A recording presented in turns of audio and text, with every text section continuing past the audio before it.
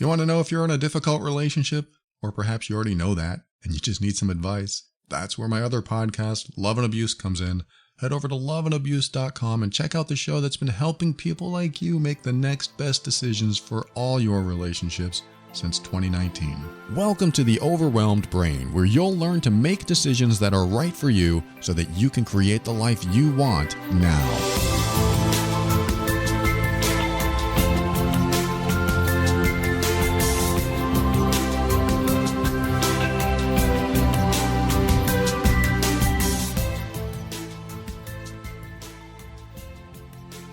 Oh, what? We're on. Oh, sorry about that. I was on my phone and I can't even do the acting. I am not on my phone. In fact, that is today's subject. I think you'll find it interesting if you have somebody in your life that likes to be on their phone.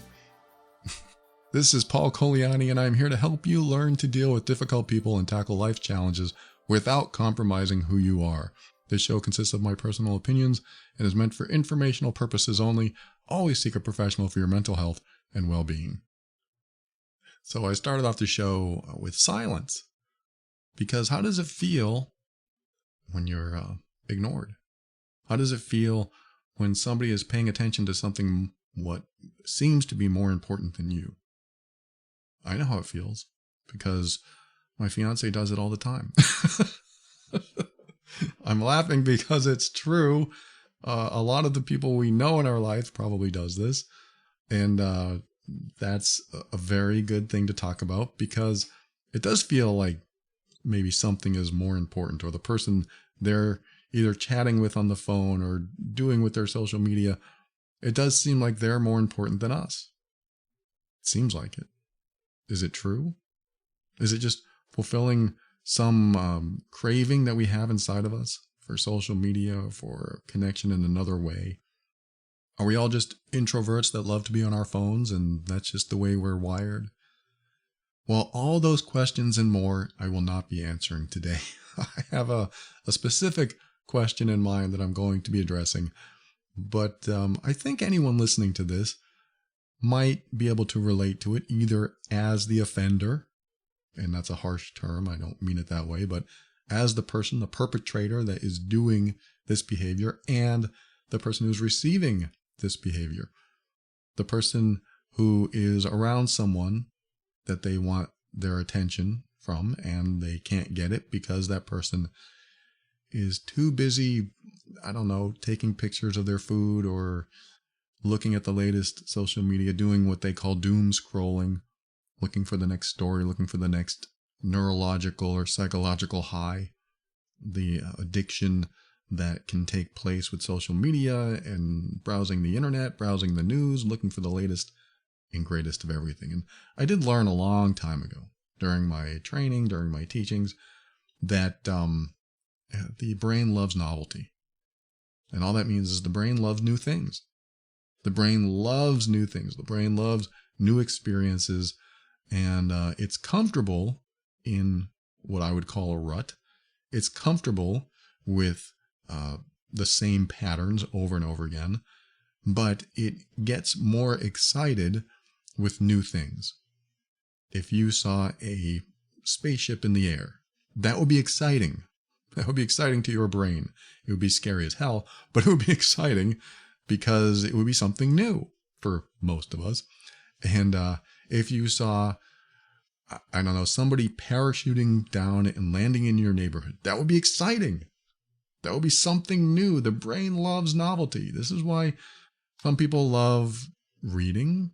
This is why some people love movies. This is why some people love their phones. They're trying to fill it with novelty. Now, I know that's not the only reason, but that is one of the reasons. And the internet and social media and what our phones and our computers do really do fill that gap, or fill that need, I should say. It's no longer a gap. We all have access to the technology. So it's no longer a gap. But we do have access, and, you know, it's only going to get, how can I say this, worse or better? And both are basically the same outcome. It's going to get worse because we're going to have instant access to tech all the time, because it will basically be attached to us. And that can be worse because it takes us away from the human connection. And in my opinion, it can be worse. For some people, it might be great.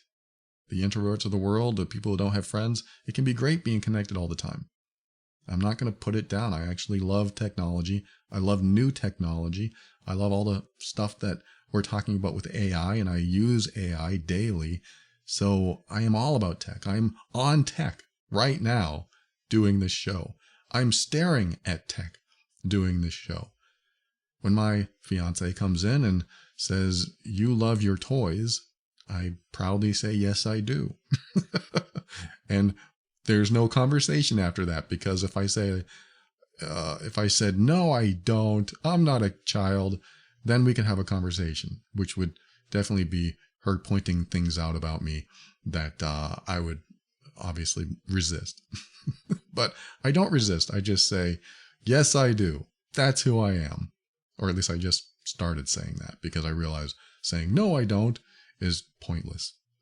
So I say, "Yes, I do. I love my toys. I love my tech." And it makes me feel good. Some people will say, "There's so much radiation coming from your tech." If you've seen my desk, I should show a picture online someday of my desk. It is nothing but tech. So I hope there's no radiation. I hope this is all under, what do they call it? The guidelines where they're not emitting too much radioactive or radio frequencies.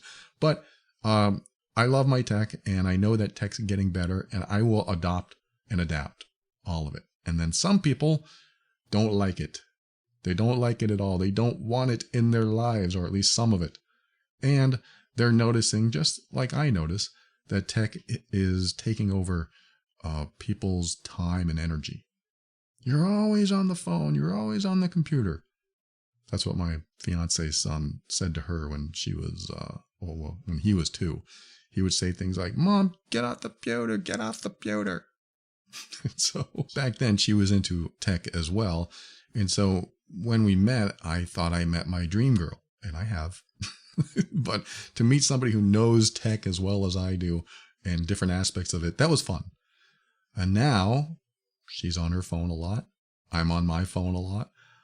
But what happens next? What about the relationship? What about connection? What about our emotional connection? What about our physical connection? What about just making eye contact? It has changed. Technology has changed the world. And again, I don't have all the answers, but I will address this question that somebody sent to me. They said, "Hey, I just wanted to put a question out there. Hopefully it will get talked about." Here we are. We're talking about it. "I've been in a relationship, and my husband has ADHD. He's constantly on his phone with an AirPod in his ear. No matter where we are, what we're doing, it bothers me. I feel he's not in the moment, and I don't have his complete attention.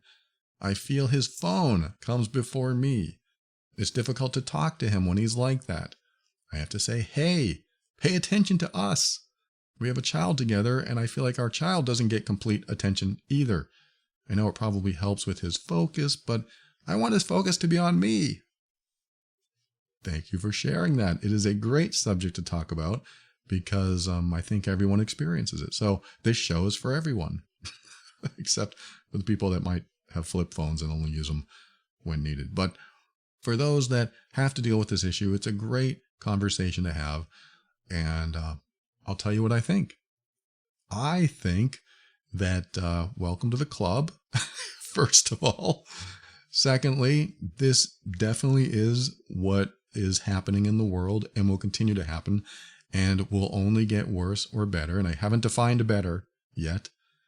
Better is, I'll define it now. Better in the sense that it can really help us in a lot of ways, the tech. Some people may disagree with that, but I've already seen some of this technology doing wonderful things. I mean, helping paralyzed people to walk again. We are talking about augmentation. We are talking about the technology that we wear. We already wear technology in a lot of ways. I have hearing aids now. I have to use hearing aids because I thought it was brilliant when I was in my 20s to play my music in my car as loud as possible. I thought that was a brilliant idea because I was going to look so cool. I felt cool blasting my music while the people around me gave me dirty looks. That's who I was, as a young guy. So a few years later, maybe 10, 20 years down the road, I noticed that I couldn't hear as well as I thought I could. In fact, I didn't notice it. Other people would notice it because my hearing started to go. And then some other people would say things and I would say, what? What did you say? And I just thought they didn't talk loud enough, or there was too much other noise in the room, and that was what was causing me not to hear it. So there were a number of excuses I used, but quite frankly, I didn't understand how bad it was until I lived with Asha, my fiance now. She said, you can't hear, you need to go to the audiologist and you need to get checked. And so I did, and they said I had almost severe hearing loss. Without my hearing aids on, I can still hear. I can still hear fine, but there are certain frequencies I can't pick up. So that's when I was told that I need hearing aids. And unlike some people, I welcomed it. I loved the idea of being able to hear again. And so I got my hearing aids, and ever since then, it's been, almost 8 months since I've had these? I forget. But it's been a while. And I love having them because I love being able to hear again. And if you ever have to deal with this, get ones that fit. If they don't fit and they're falling out, you're going to hate them. Mine go into my canal. So I push them into the canal and I can hear all the frequencies I couldn't hear before. It sounds a little funny because they're amplified, but it's wonderful to be able to hear again. So I'm wearing tech. I'm augmented. That's what I mean, is that the technology is getting better and sometimes it's getting worse for us. The technology for helping us do things, helping us see and hear and all that stuff is great, but it can be a detriment. It can be harmful if it's taking something away from us. So the technology that is taking away from this person who wrote, it is taking away their time and connection together by her standards, by her perspective. And anyone looking in, probably the same. They would feel the same. Like, why isn't he paying attention to you? Why isn't he paying attention to the child, his own child? What's going on?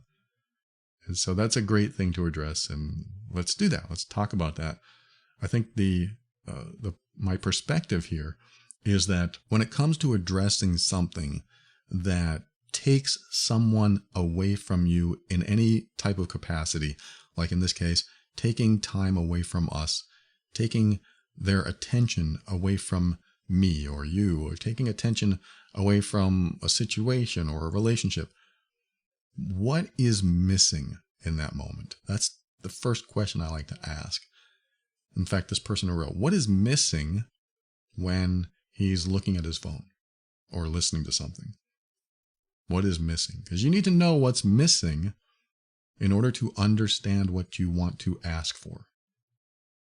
Because when I read this, it's almost like you're saying, I wish he would just take his earphone out, or his AirPod, whatever you call it, and get off his phone, and I wish he would just pay attention to me.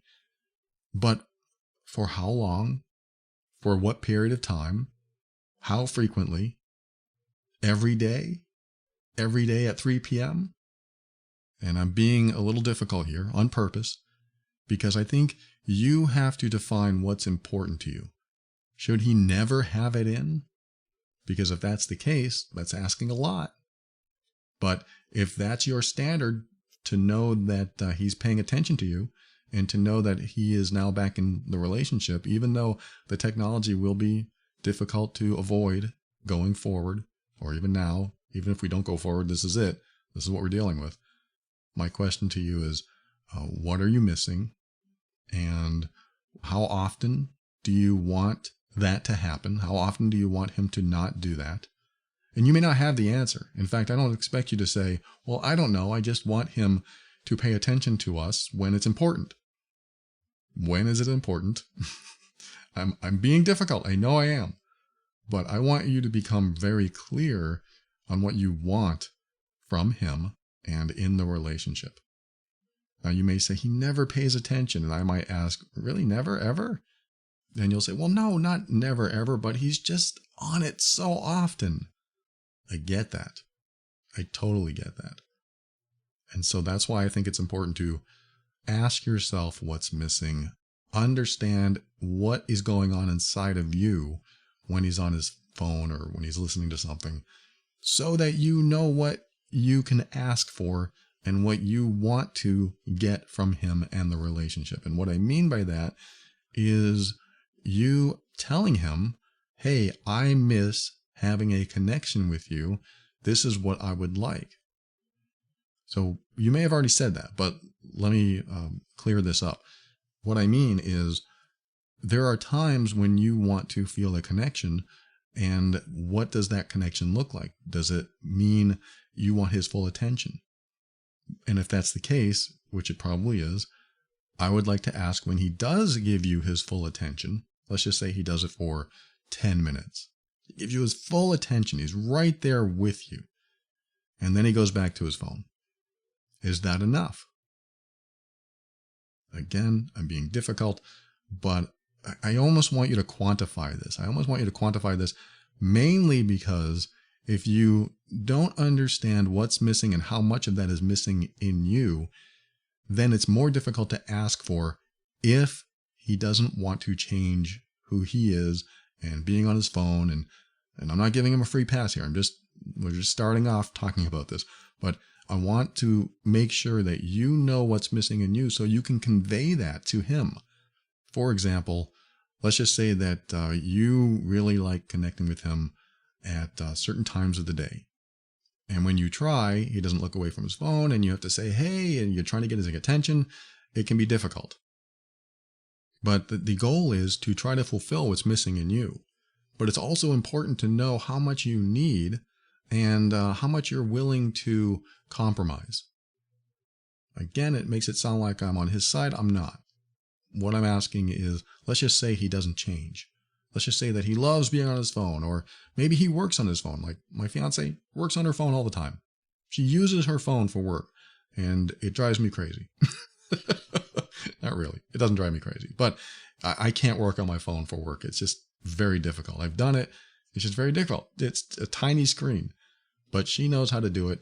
And because she's doing it, it appears that she's very focused on that. But I see it as part of her job. So it's a lot easier for me to look at that and say, it's cool because she's doing her job. But sometimes she's not. Sometimes she's doing it for fun. Sometimes she's looking at the news or whatever. But it doesn't matter, because there's a point where if I felt like I was being neglected, then I would say something. I would say, hey, look, we haven't had a connection in like 4 hours. I think I want to connect with you. Let's take a walk. Let's go outside. Let's sit down and breathe in nature. Let's do that.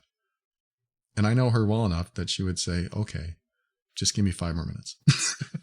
No, she would say, okay, but I do need time to finish this, which would be great. But what is happening is something that I'm creating. I'm creating what I need for me. I'm creating the scenario that I want to happen because there's something missing and I need to fulfill what's missing. And he may not get what's missing if it's not conveyed. There's a difference between saying, you're not paying attention to us, get off your phone, and saying, I feel lonely. I feel sad because we haven't connected in hours. I feel sad that so-and-so doesn't get to see his daddy. And it looks like he wants to play with his daddy or her daddy. I feel this, and I wish it was different. And you could say it's because you're always on your phone, but I would rather have you say what's missing. I feel lonely. I want to connect with you. What do you want from a moment or a daily thing? I want to connect with you at least 10 minutes a day or 10 minutes an hour or whatever it is, whatever your criteria is.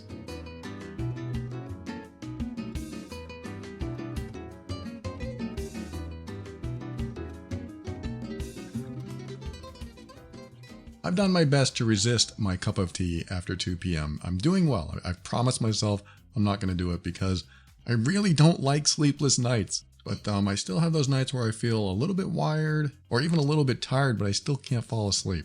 I found my solution. It's called Soul. This episode is sponsored by Soul. Soul is created by a brother-sister duo, Mike and Angie Lee. They faced the same challenges we all do: stress, sleeplessness, and more. And their mission is to offer natural alternatives to medication. I've been using Soul's best-selling sleep aid called Sleepy.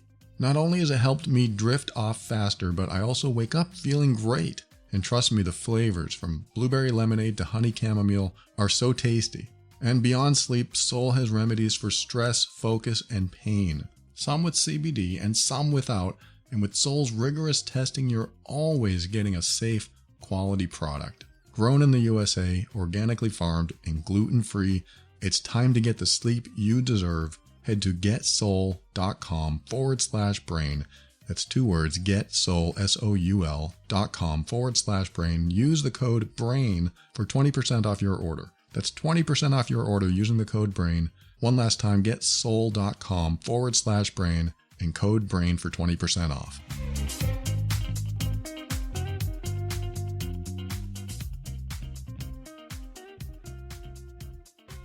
My fiance and I have been together almost 9. I guess it's 8 or 9 years now. 24, 20, yeah, it's 9 years. And if I really need a connection with her, I'm going to ask for it. And the best part is she's going to give it to me. Unless she's in work mode. If she's in work mode, I got to wait a little longer. And I'll wait. But if I really want to connect with her, she will give it to me. Because I'm asking for it. Because I'm telling her what's missing inside of me and what I need. And that's an important component of this, is that people are going to do what they do, but they may not realize what they're taking away from you. And the difference is usually how you communicate what's missing, if you communicate what's missing at all. Again, there's a difference between saying, get off the phone, pay attention to us, and I feel really sad that we haven't connected today. If you say that to somebody who's on their phone, or you have to get their attention, hey, I'm talking to you, just want to let you know, they finally pay attention and they ask, what's going on? I feel really sad that we haven't connected today. I want to connect. If not sad, you could say, hey, look, I really want to connect with you because I enjoy your presence. I enjoy when you give me attention. I enjoy when you give me your energy. And so hopefully somebody who cares about you, who loves you, who supports you, whatever, they want to do that for you. Somebody who loves you and supports you and wants you to be happy will do that for you. They will give you their time and attention because they love seeing you happy. If this person who wrote said that to her partner and he said, no, I'm busy right now. Okay, is this something normal? Can he do it later? Is he going to say, I'm so sorry, I'm busy right now. Can you give me about a half an hour? Will that be good? Will that be good enough? Will that be okay? Will that be okay if that's how he answers? Because it comes down to asking ourselves, are we trying to change his behavior? Are we trying to change who he is and what he does? Or are we just conveying what we need from the person we care about? What do we need from them? It's a very straightforward approach. This is what I need from you. Will you please give that to me now? Now, I know what this person is thinking, and a lot of other people are thinking. They should want to connect with me. They should want to get off their phone. They should want to take their earphone out, their AirPod, whatever thingy out. They should want that. And them not doing it is neglectful to me. Now, the problem with this, the problem with that perspective, even though it's a valid perspective, is that we're asking somebody to change a lifestyle. They're to make a lifestyle change that they may not be comfortable doing. And when we ask somebody to make a change or a lifestyle change that they may not be comfortable doing, that might introduce resistance and even resentment. And we do have to be careful because if somebody came up to us and said, I don't like the fact that you want me to stare at you for 4 hours a day, So I would like you to change your need for that. How would that feel? I mean, that's excessive, I know, but let's just say I don't like the fact that you want me to stop every 10 minutes and pay attention to you. Let's just say they said that and they wanted you to change. They wanted you not to do that anymore. It would be very difficult for you to go, okay, I will try to stop doing that. But how does that feel inside? It feels like somebody is trying to change you and control you and be a different person. And when that happens, that doesn't feel like compromise. That doesn't feel like them accepting us for who we are. It feels like them trying to change us. And again, I know this sounds like I am defending the person on the phone. No, the person on the phone, the person who is taking the energy away from the relationship, away from love and connection, and wants to stay connected, they need to be aware of their partner's needs, their friends' needs, their family's needs, the people around them. They need to be aware of their needs enough so that they can show up differently in a way that is copacetic to both people. It is sometimes a sacrifice. We have to give up our technology. We have to move away from what we're constantly looking to give novelty to the brain and move toward somebody who's actually going to pay attention to us and cares about us. So I think that's a fewer number of people in that boat than there are in the other boat where they feel neglected. At least people that listen to this show. People that listen to this show probably are more present-minded and will listen and will try to connect with the people they care about. And then there are others, and I mean, we've all been guilty of this. There are others that are doing some sort of involuntary neglecting. That can be a problem in relationships, as you know. But I think what ends up happening is that we get used to each other.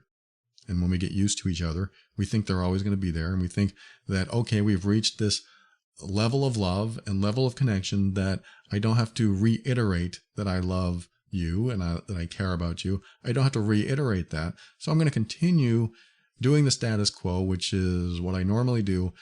And you'll always know that I love and care about you. That's not true. It's not true.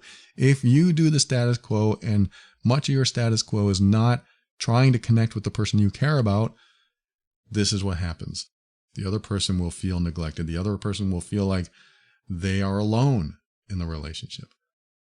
So that is for the people that are always looking for that novelty, that message right there. Take some time away from what you love to do. Scroll, play games, whatever. Take time from that. Even a single minute of connection, just to show the other person, hey, I'm doing this, but I love you and I care about you and I just want to let you know I'm here. And I bet the people that are always on their phones, or the people that are always attached to the technology, if you did that once in a while, you're going to notice a difference in the relationship. Now, this doesn't mean you have to say, hey, I'm stopping because I want to let you know I love you. And I'm just following this procedure to make sure that we stay connected. That's not genuine. It means like putting your phone away, putting something away, and actually showing somebody that you're there. I'm right here. This is how my fiance and I operate. We do this. Like, we are totally attached to tech all the time. And so I realize that, she realizes that, and we both know that we have to put it down. We have to put it down and we have to connect. And if we don't do that enough, it's going to bleed into the relationship in other ways. It's going to affect us.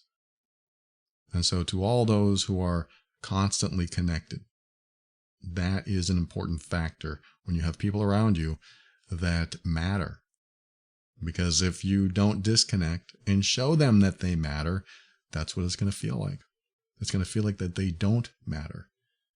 That's invalidation right there, when somebody feels like they don't matter. And if somebody you care about feels like they don't matter to you, the relationship will dissolve.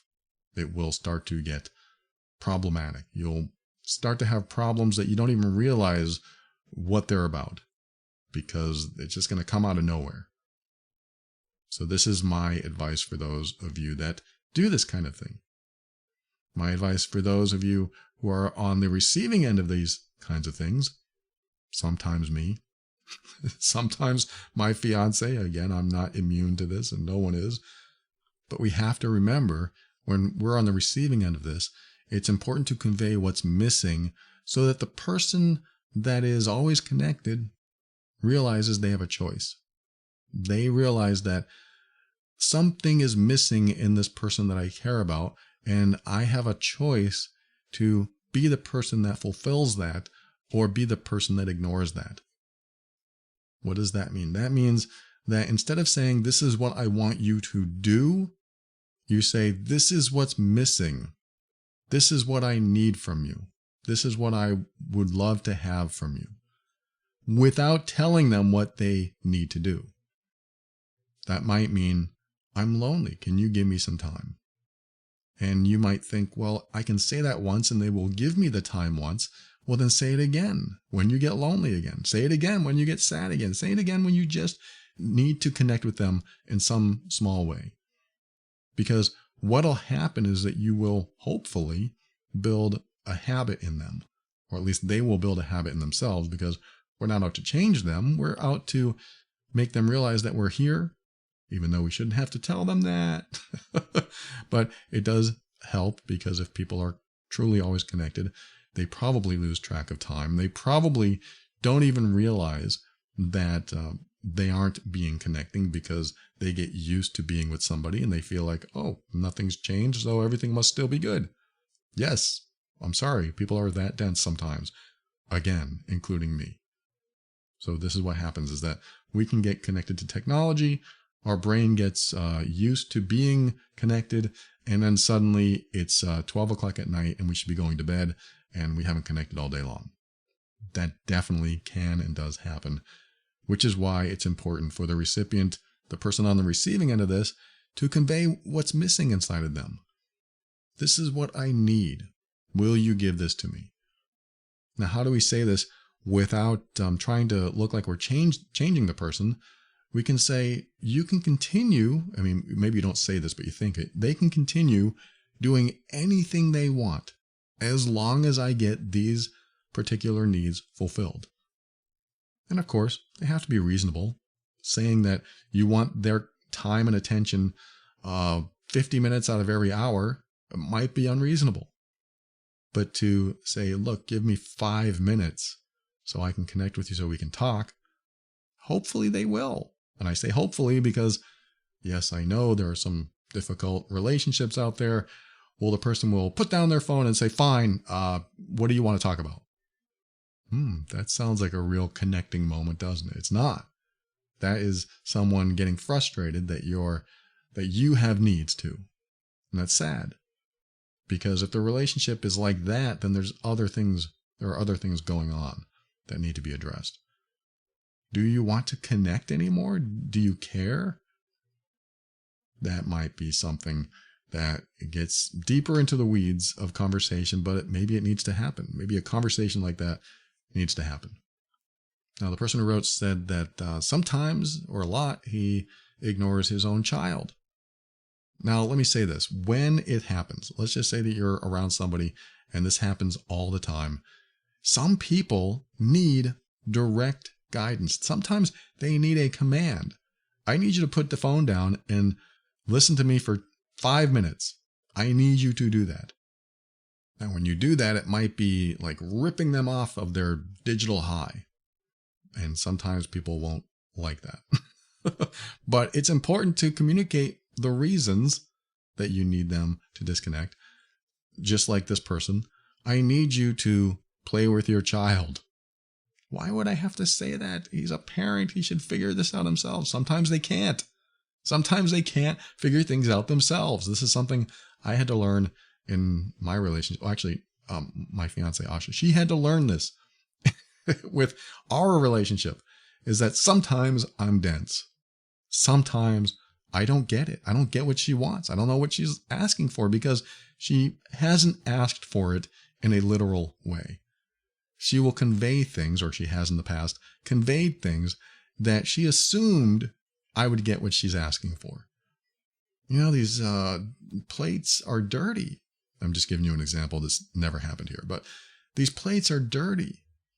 The assumption is, okay, somebody has to clean them. And you haven't washed the dishes in like 3 months. Okay, the assumption is she wants me to wash the dishes.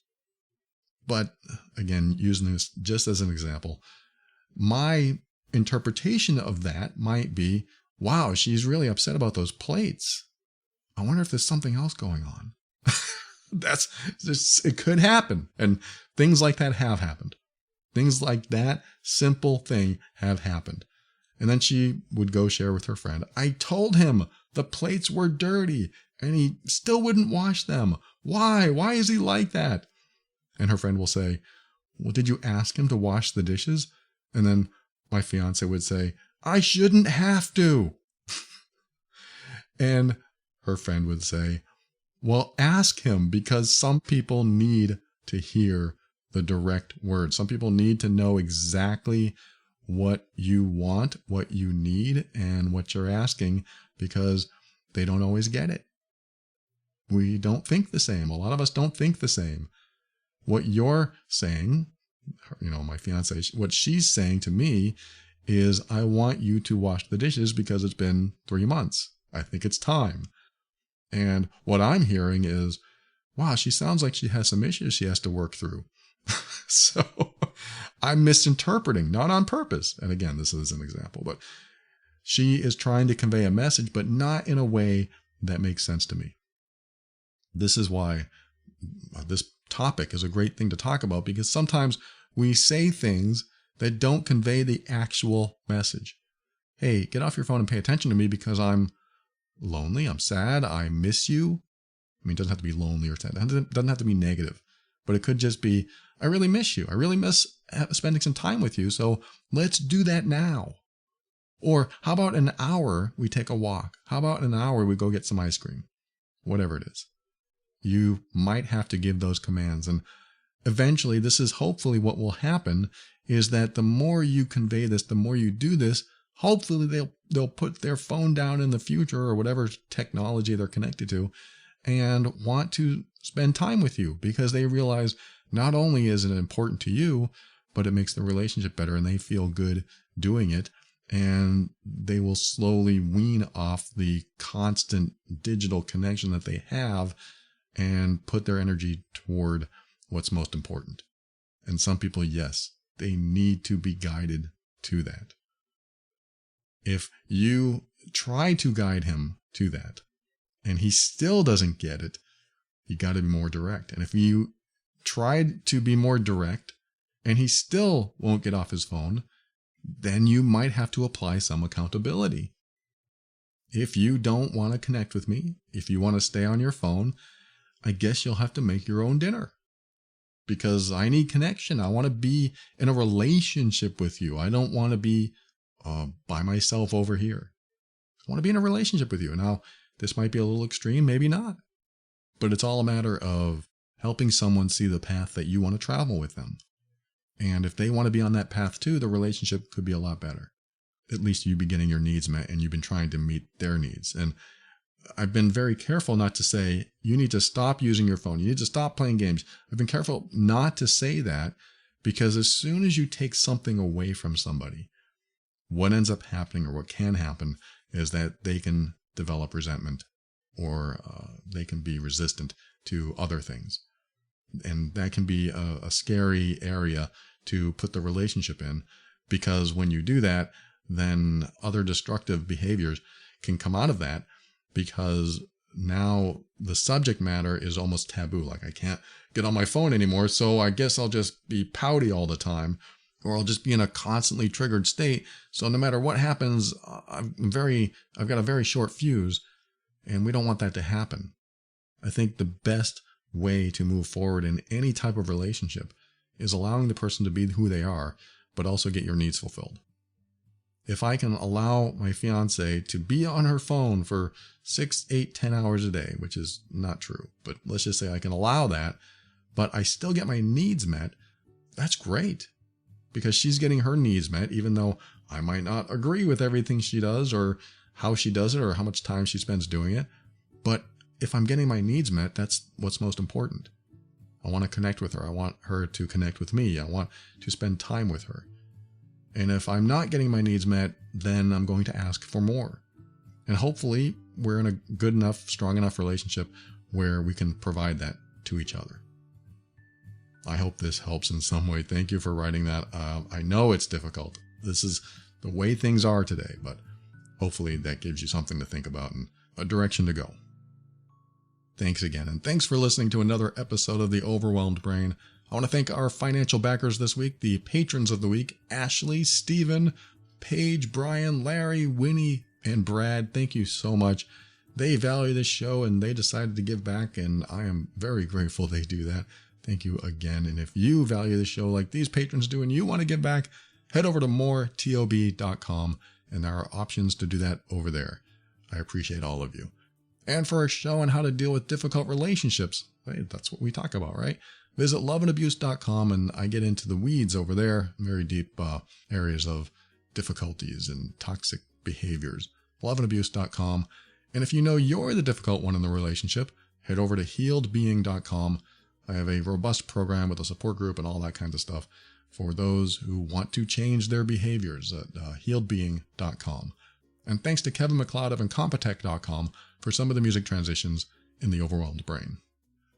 You know, one thing I didn't talk about with this episode is that you could actually plan things. You could actually plan something like staying off our phone for this hour every day. That may not go over well, but like sometimes my fiance will plan things outside the house. And when we go outside the house, it's more difficult to be on your phone when you're supposed to be paying attention to a movie or somebody playing music or whatever. And hopefully they aren't on their phone during those times too. I think what happens is, it's just something I said earlier, just like I said earlier, is that we get used to each other, and that can really put a strain on the relationship because it takes advantage of something very important, something very special. I like to look at it this way. When my fiance leaves, she goes somewhere, and I'm alone, I want to make sure that we have a proper goodbye. That may sound silly, that may sound romantic.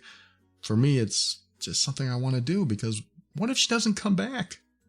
That's very scary to me, and I'm not paranoid, but I think about that kind of stuff. I think I want to make this moment special, even though she's just leaving to the store. She's just going to be back in 15 minutes. And it doesn't mean I do it 100% of the time, but I do try. I do try, because our last moments are going to be the ones we remember. And I don't want to be angry, and I don't want to have missed that opportunity. And she appreciates that. She's actually grown fond of that. And she does make sure now to kiss me and say I love you and say goodbye. And it's meaningful. And that's what I love. And she didn't do that before. She didn't have that same perspective, I guess. Doesn't mean she didn't care as much, but I think I just brought it to her awareness. And it has changed how we say goodbye. And that's a nice thing. I love it. And so that has become a ritual for us. And that's what I mean about making something a ritual. Like, hey, you know what? We're going to have to get off our phones for 10 minutes a day and sit outside and at least connect. It's sort of like breakfast time. I really like to make our breakfast a together thing when we can. I like to make it something we can connect, even if we're watching a video on the phone together. At least we're together. So that's what I have tried to do, and she tries to do it too. It doesn't always work out. We both work from home, so that's just a crazy thing sometimes, but that's what we try to do. And you'd think that we both work from home, so we have more time together, but it's not true. We are in our separate places all day long, and then every now and then we see each other, which is really nice. But it's certainly like staying at work all day. But it is something that we do work on, and it is something you're supposed to continue working on. If you're in a romantic relationship, you should never take advantage that they're always going to be there, because it makes you take for granted something that you might really care about if it was not there. And I know that puts us on kind of a morbid track, like, well, what if they die tomorrow? What am I supposed to do? Just always think they're going to die tomorrow? No, it's a matter of just appreciating who they are and where they are in your life. It's just a matter of appreciating that they're in your life today. When you have that, some people don't have that. Some people do not have somebody else, and I remember being divorced and being alone and being sad. And I loved technology at that time. I still love it, but back then, that's all I had. That's the only connection I had to someone else, was watching them on a screen. So I don't have anything against doing that.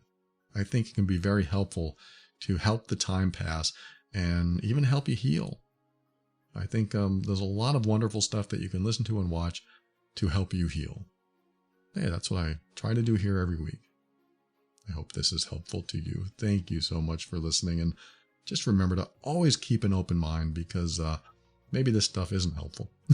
And I want to make sure that you keep an open mind long enough so that maybe something will seep in. With an open mind, you get to step into your power and be firm in your decisions and actions so that you can create the life you want. Always take steps to grow and evolve. You are powerful beyond measure, and above all, and this is something I absolutely know to be true about you, and I'm giving you my 100% focus right now, you are amazing.